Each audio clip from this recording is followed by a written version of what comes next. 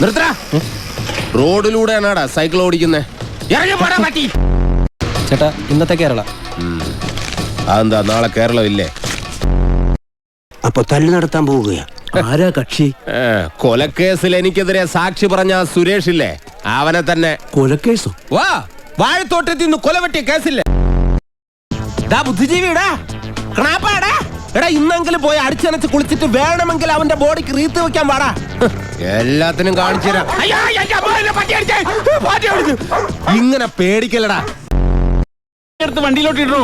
ഇനിയും തല്ലാൻ കൊണ്ടുപോകുന്നെങ്കിൽ ഒറ്റ അടിക്കാൻ തീർത്തേക്കണം. ഇല്ലെങ്കിൽ എല്ലാരും കൂടെ എടുത്തിട്ട് ഇടിച്ച് എനിക്ക് ഇങ്ങനെ നടന്ന് നിറയിക്കാൻ വയ്യ.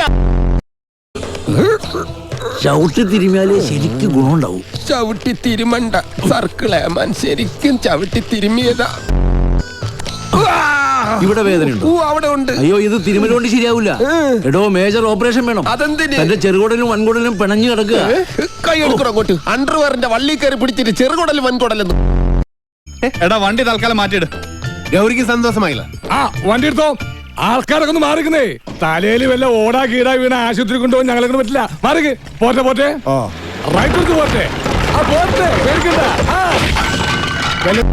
പടിവാളായിട്ട് എനിക്ക് ചുറ്റും 8 പേരാ.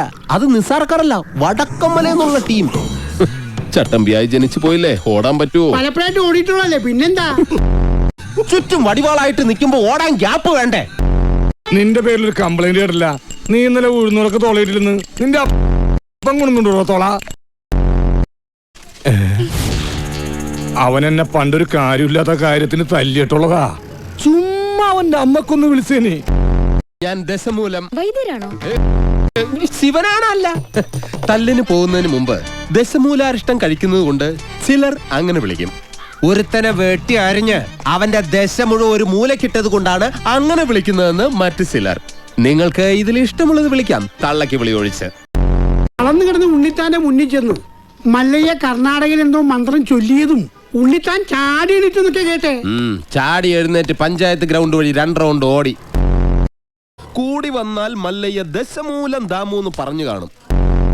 ഉണ്ണിത്താൻ അത് കേട്ടൊന്ന് ഞെട്ടിയും കാണും.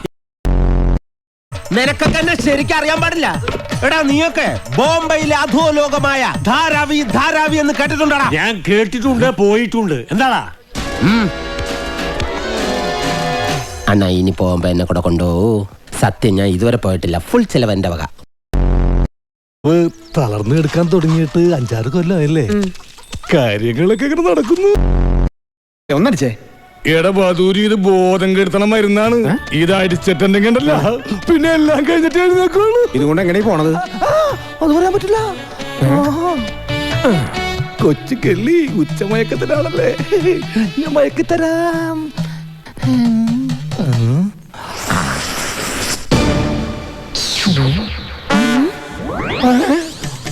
അയ്യോ, ബോധം കെടും, ബോധം കെട്. ഇതടിച്ച ബോധം കെടും. എന്നെ എവിടെ വെച്ച് കണ്ടാലും വെട്ടിക്കൊല്ലാനോ അയാൾ ഓർഡർ ഇട്ടേക്കുന്നത്. അങ്ങനെ പേടിച്ചു പോകുന്നവനൊന്നും അല്ല ഞാൻ. എന്നാലും വെറുതെ ചോദിക്കുക, ഈ കോയമ്പത്തൂർക്കുള്ള ബസ് പോയാലോ? പോയല്ലോ. ശിവനേ.